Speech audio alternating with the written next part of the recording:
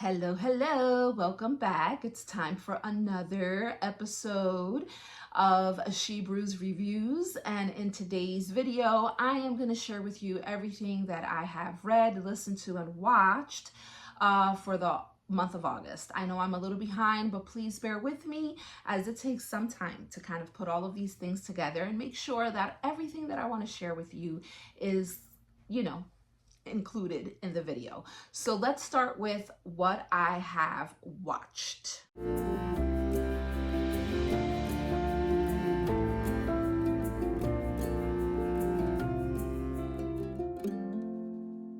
All right, so let's see what was on TV that caught my attention, and I'm going to share with you the reasons why I watched them and the reasons why I'm recommending you to watch them.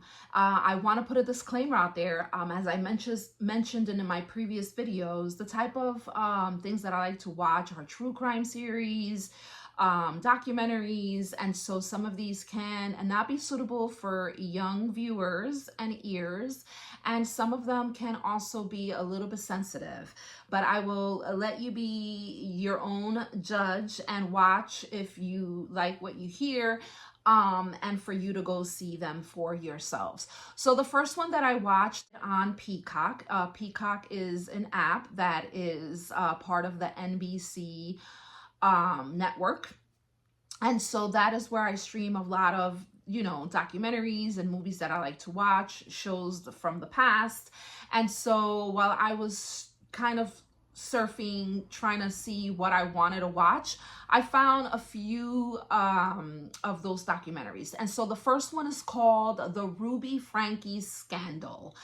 And normally when you go to a thumbnail on some of these apps, such as Peacock, Netflix, Hulu, it gives you a little bit of a synopsis or the trailer or a preview of what the documentary is about. And so when I placed, went to the thumbnail, the preview really intrigued me.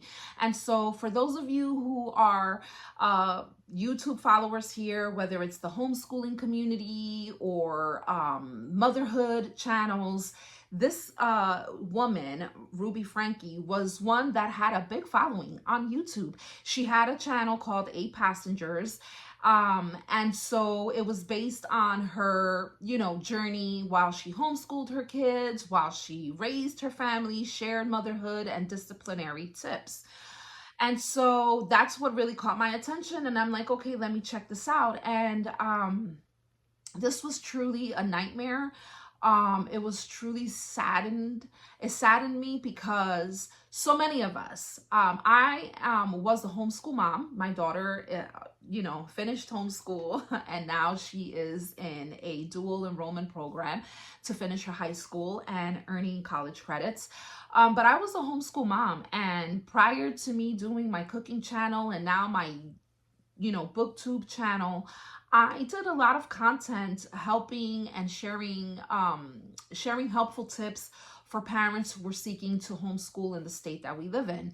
And so it really saddens me that people like this person, Ruby Franke, and one of her friends called Judy Hildebrand, I believe, how they exploited their children and other families to heinous abuse tactics when it came to discipline their child. And I'm not even going to say that that's discipline, because for me, discipline is teaching, right? You're teaching and correcting a behavior, and it should be done in love, not in an abusive way that the way these women did, and then using social media platforms such as YouTube and any other social media platforms out there to kind of exploit these children, all in the process of getting views, getting paid, getting sponsorships. I mean, I believe she became a millionaire at some point with all of the sponsorship that she had. And listen, I'm not blaming YouTube or any of the sponsors, because this woman was putting on a facade. And so this is why what we can learn from these types of creators and influencers is that not all is what it seems, okay? They want to put out this picture perfect, the family dynamic, picture perfect, this is how your family should be, and they want to offer up all of these advices and suggestions, and some of them can be good, some of them may not be so well and may not fit your family. And so, and all the while behind the camera, behind the scenes, behind the facade, behind the Pinterest perfect picture that they want to convey is abuse that's being done in the home. And so I'm so happy that both of these women, now Jodi Hildebrand, I guess she ran some type of cult where later on Ruby ends up hooking up with this woman, meeting her, and starts like becoming friends, and whatever the one was teaching, this Ruby started kind of implementing in her family. Now, she was always the disciplinarian in her family, and she had some unconventional ways of disciplining her children. But once she began to have a relationship, a friendship relationship with Jodi, it became a little bit more intense. It was heartbreaking because the husband was unaware of this. I believe they were no longer together at some point, and he didn't know that this form of abuse was happening with his children because, again, Judy was kind of like instilling in Ruby that to cut ties with the father so that he wouldn't, know what was going on. And so this is a really powerful documentary to watch because, again, we have to be mindful and we have to be realistic, right? When we're watching other people's videos, we're only seeing a fraction of what they're choosing to show us, right? And so we need to be careful in the advice that we're following.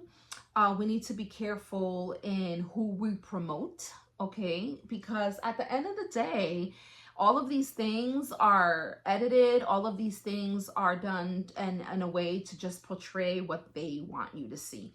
And so I'm happy they both received like 34 counts, and each count has, I don't know, I know they have to do up to 30 years or something like that in prison, and rightfully so.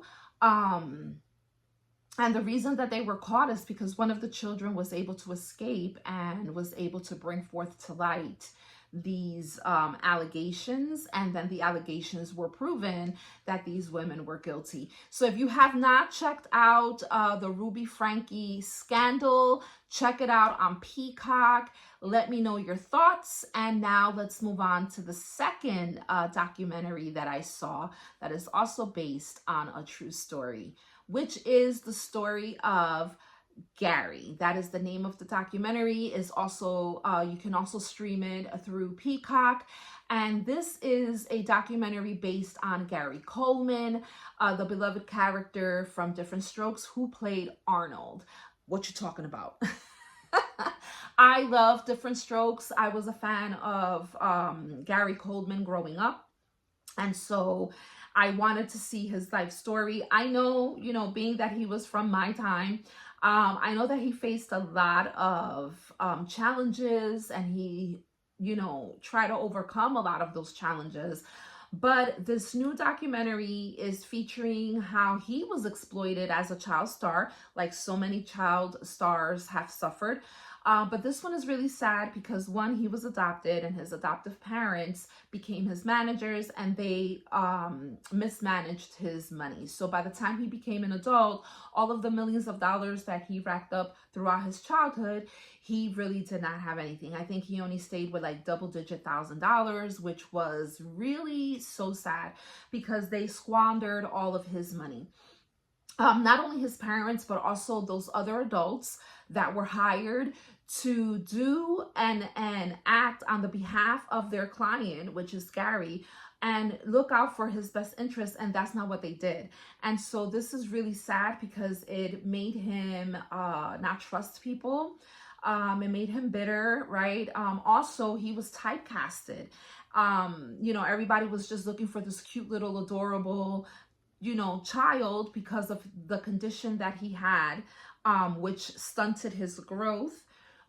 did not allow him to have other opportunities in acting. And so he had to get a job. And it was just so disheartening to see someone that you see as a child and you grow up watching their content, and to see how sad their life turned out. And so the documentary is just shedding some light not only on how he was wronged, but also even in his adult life, people just used him to get out of whatever was going to benefit them from him. And so it was really sad. And then, his passing is still in question because they don't know if it was an accident or if it was murder.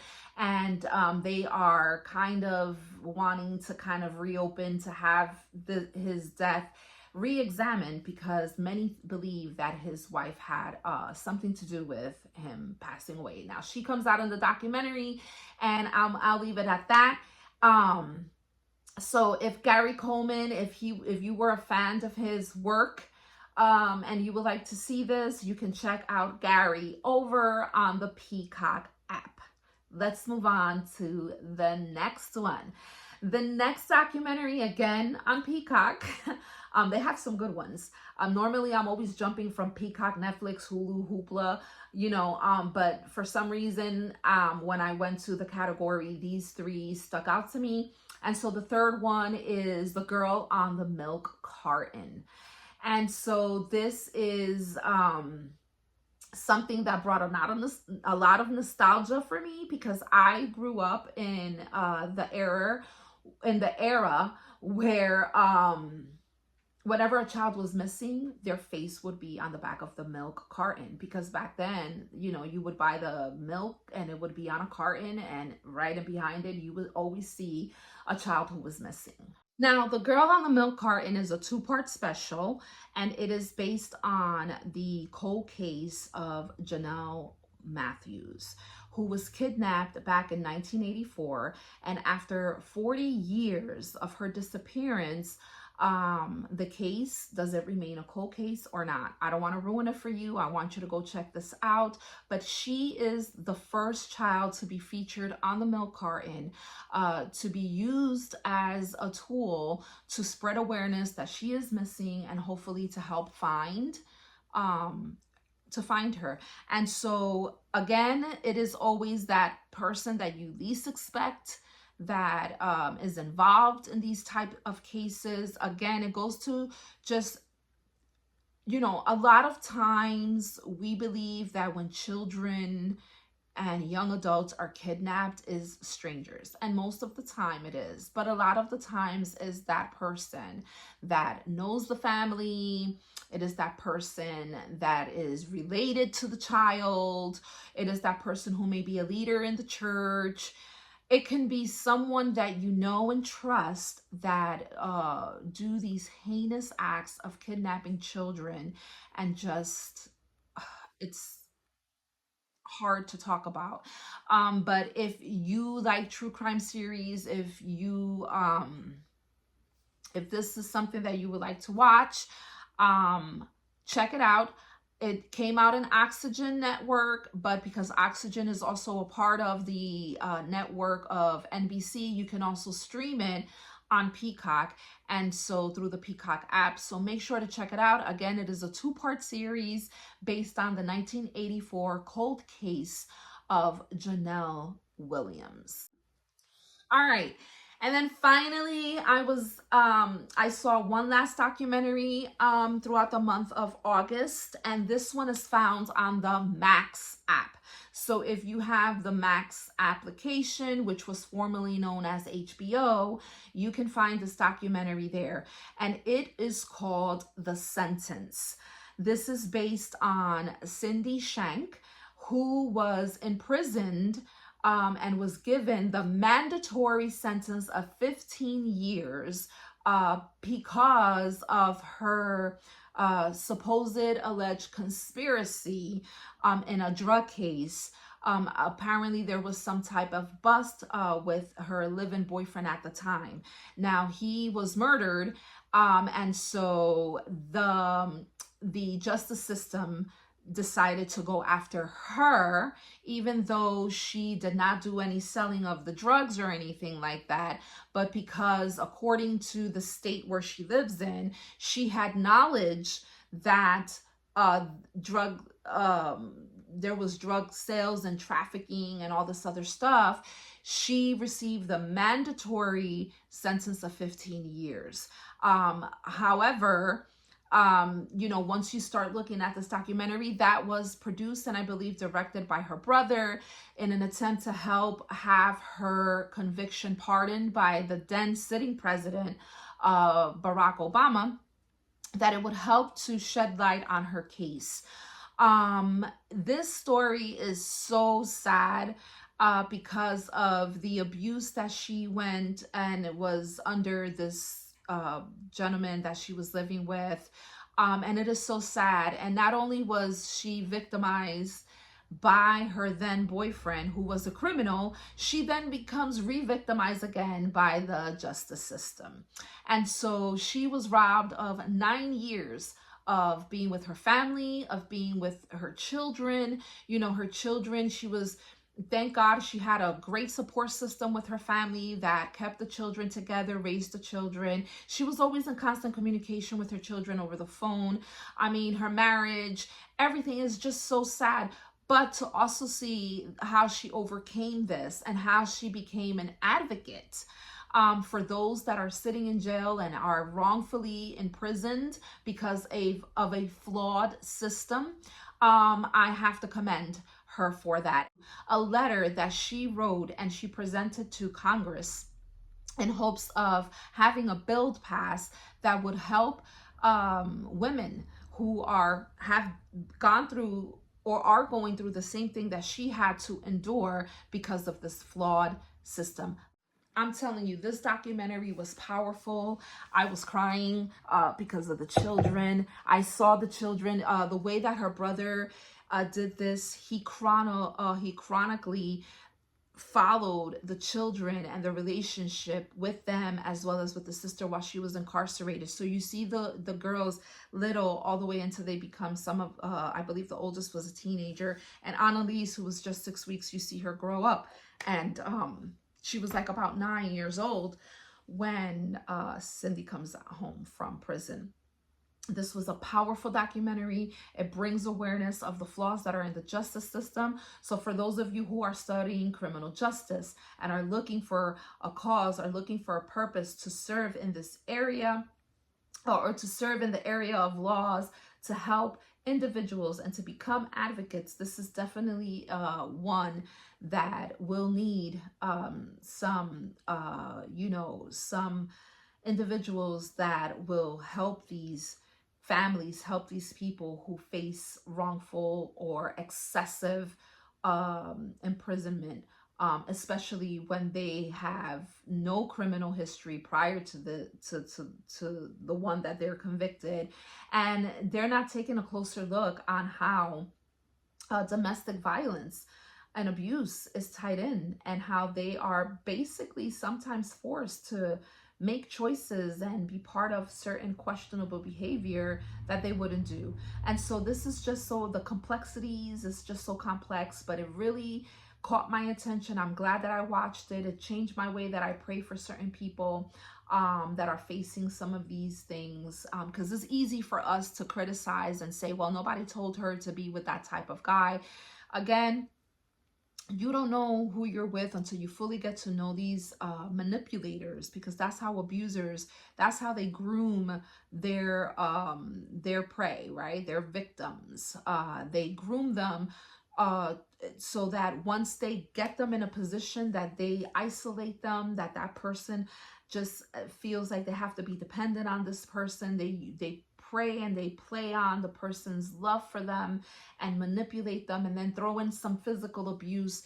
You don't know what you would do if you would be in that situation. So before we start criticizing and start putting some comments down below, think about the situation that some of these individuals are in, that that caused them to react or to make certain decisions that they wouldn't if they were not under this type of abuse. And so If you haven't checked it out, make sure to check out these documentaries, and let me know what your what your perspective is. If you have any other documentaries that you would like for me to review, for me to watch, or recommend for me to watch, feel free to leave them down in the comments below. And so that is what I watched for the month of August. I don't want to keep this video too long, so I'm going to quickly go through what I've read. And so let's get into that segment. All right, so what did I read? Also for the month of August, by the way, I also watched the movie It Ends With Us, and I wanted to throw that in here because it's part of what I've read for the month of August. Now, you can see my full review of that movie along with the book. I will put it in the iCards, and so that you can check it out whenever you have time. But that is two of the books that I read by Colleen Hoover. It Ends With Us and It Starts With Us. It is a two-part novel that she wrote. And there you will see what I thought about those books and what I thought about the movie, okay? The next book that I've read is A Work of Heart, Understanding How God Shapes Spiritual Leaders. This is the updated edition, and I reread this book. I had to read it for a course when I was taking and earning my master's degree in counseling, and the reason that I reread it is because it's an updated edition. This book is written by Reggie McNeil. I need my glasses. I have my notes in front of me. But this book is amazing. It is great. It is a great way for spiritual development as you are working with individuals, whether you are working in leadership in church or leadership in the office, or if you're just a lay person and just want to have these types of skills to be able to help friends or families that you see that may be struggling, and you can offer, some assistance. I love A Work of Heart. It is a book that follows Moses, David, Jesus, and Paul and their ministries and how they worked with people and how God used them to reach out to the people. And all of them have a different way, a different method, but all for the same cause. And it is to help the individual. And I love this book. I recommend that you read it.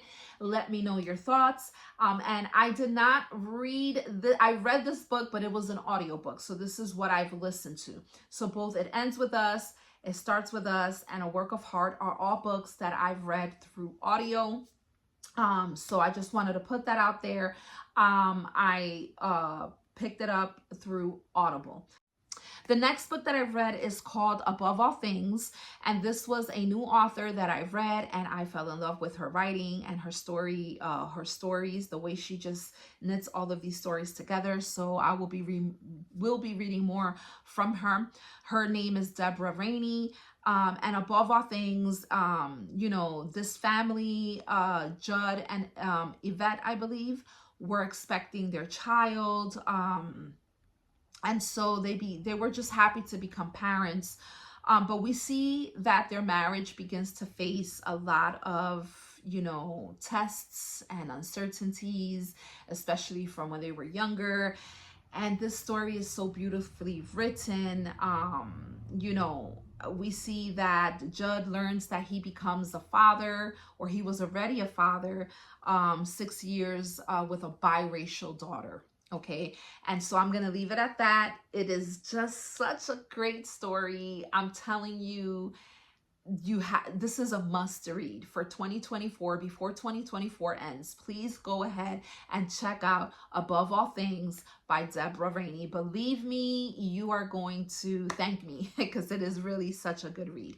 And so that's it. That's gonna round up everything that I've watched and everything that I've read for the month of August. In my next video, you are going to see the books that I will be reading, my fall picks. Okay, so make sure that you tune in for that. Until next time, guys, that's all I have for you today. I hope that you enjoyed this video. Make sure to subscribe, like, and hit that notification bell so that you can be alerted to whenever I upload new content. Let me know what you're watching. Let me know what you're reading. Give me some suggestions. Until next time, bye.